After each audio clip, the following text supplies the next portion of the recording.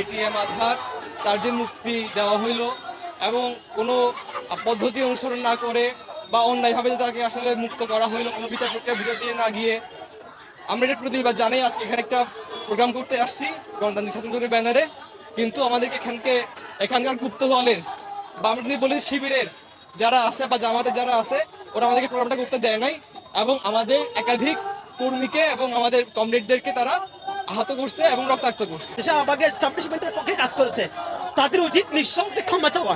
তারা ক্ষমা তো চাচ্ছে না, বরঞ্চ শাহবাগে যে স্লোগানগুলো আমরা শুনতাম, গতে গোলাম আজম তুই রাজাকার, সতে সাইদি তুই রাজাকার, ঠিক সেম স্লোগান তারা দিচ্ছে আহতে আজহার তুই রাজাকার তুই রাজাকার।